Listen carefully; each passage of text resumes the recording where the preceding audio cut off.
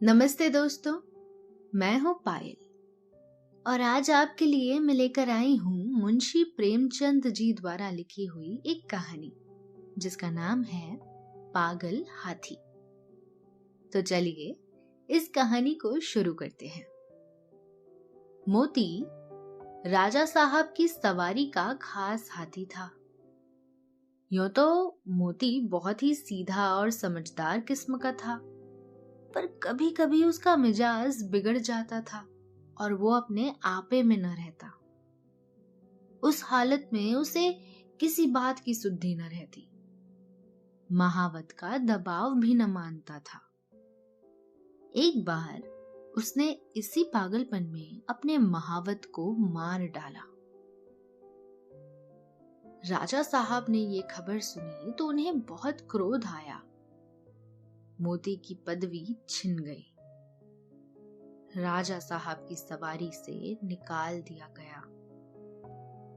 अब कूलियों की तरह उसे लकड़ियां ढोनी पड़ती है, पत्थर उठाने पड़ते हैं और शाम को पीपल के नीचे मोटी जंजीरों से बांध दिया जाता है।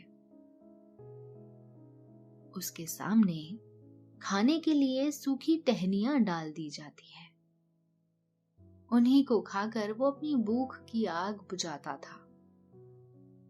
जब वो इस दशा को अपनी पहले की दशा से मिलाता तो वो बहुत चंचल हो जाता।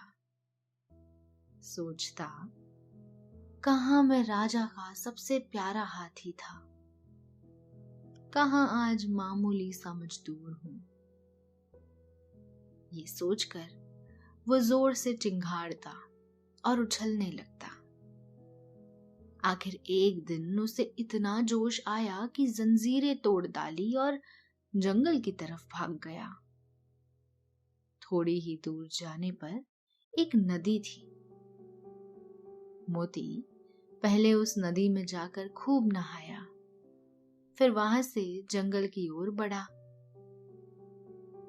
इधर राजा साहब के सिपाही उसको पकड़ने के लिए दौड़े, मगर मारे डर के कोई उसके पास जा न सका। जंगल का जानवर जंगल में ही चला गया। जंगल में पहुंचकर अपने साथियों को ढूंढने लगा। वो कुछ दूर और आगे बढ़ा तो उसे उसके साथी दिख गए, पर जब उसके साथियों ने उसके गले में बांधी हुई रस्सी और पांव में टूटी जंजीरें देखी तो उससे मुंह फेर लिया। उसकी बात तक न पूछी। उनका शायद ये मतलब था कि तुम तो गुलाम थे ही, अब नमक हराम गुलाम हो गए हो, तुम्हारी जगह इस जंगल में नहीं है। जब तक वे आंखों से ओझल न हो गए, मोती वहीं खड़ा उन्हें ताकता रहा।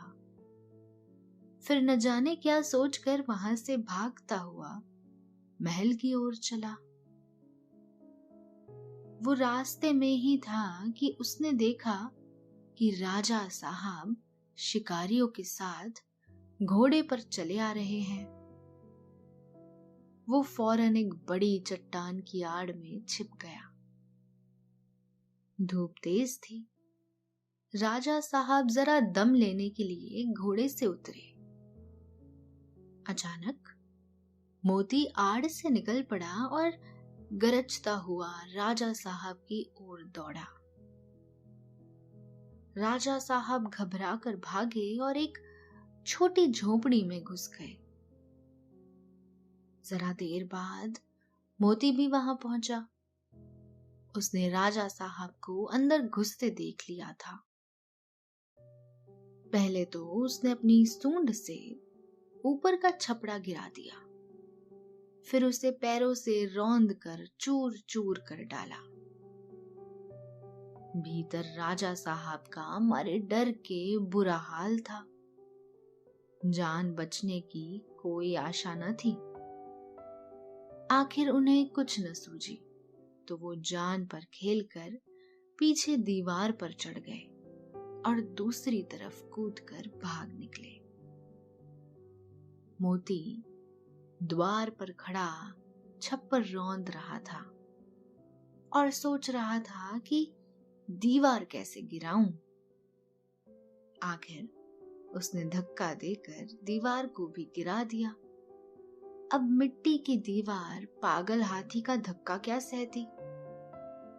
मगर जब राजा साहब भीतर भी न मिले तो उसने बाकी दीवारें भी गिरा दी और जंगल की तरफ लौट चला। घर लौटकर राजा साहब ने ढिंढोरा पिटवा दिया कि जो व्यक्ति मोती को जीता जागता पकड़कर लाएगा उसे 1000 रुपए का इनाम दिया जाएगा।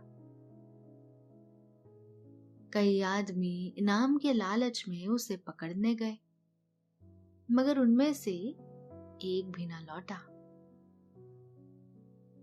मोती के महावत का एक लड़का था। उसका नाम था मुरली।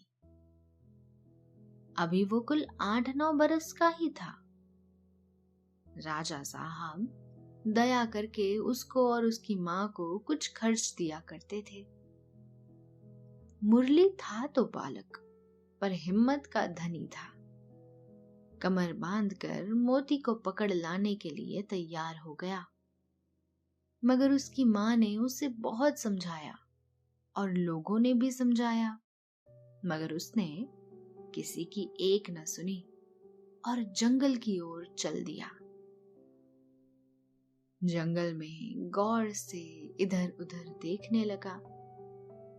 आखिर उसने देखा कि मोती सिर झुकाए उसी पेड़ की तरफ चला आ रहा है। उसकी चाल से ऐसा मालूम होता है कि उसका मिजाज ठंडा हो गया है। ज्यों ही मोती उस पेड़ के नीचे आया, मुरली ने पेड़ के ऊपर से पुकारा, मोती। मोती इस आवाज को पहचानता था। वो वहीं रुक गया और सिर उठाकर ऊपर की ओर देखने लगा। मोती मुरली को पहचान गया। ये वही मुरली था जिसे वो अपनी सूंड में उठाकर अपने मस्तक पर बैठा लेता था। मैंने ही इसके बाप को मार डाला है। ये सोचकर उसे उस बालक पर दया आ गई। खुशी से सूंड हिलाने लगा। मुरली उसके मन के भाव को पहचान गया। वो पेड़ से नीचे उतरा और उसकी सूंड को थपकियां देने लगा। फिर उसे बैठने का इशारा किया। मोती बैठा नहीं। मुरली को सूंड से उठाकर पहले की तरह ही मस्तक पर बिठा लिया और राजमहल की ओर चल पड़ा। मुरली जब मोती को लिए हुए राजमहल के द्वार पर पहुंचा तो सबने दांतों तले उंगली दबाई। फिर भी किसी की हिम्मत ना होती थी कि मोती के पास जाए। मुरली चिल्लाकर बोला, डरो मत, मोती बिल्कुल सीधा हो गया है। ये किसी को कोई नुकसान नहीं पहुंचाएगा। राजा साहब भी डरते डरते मोती के सामने आए। उन्हें कितना अचंभा हुआ कि वही पागल मोती अब गाय की तरह सीधा हो गया है। उन्होंने मुरली को 1000 इनाम दिया ही उसे अपना खास महावत बना लिया। और मोती तो फिर से राजा साहब का सबसे प्यारा हाथी बन गया। तो ये थी आज की कहानी। आशा है कि आपको ये छोटी सी कहानी पसंद आई होगी। आगे और भी हम ऐसी कहानियां आपके लिए जरूर से लेकर आएंगे। तब तक के लिए हमारे साथ बने रहिए। धन्यवाद।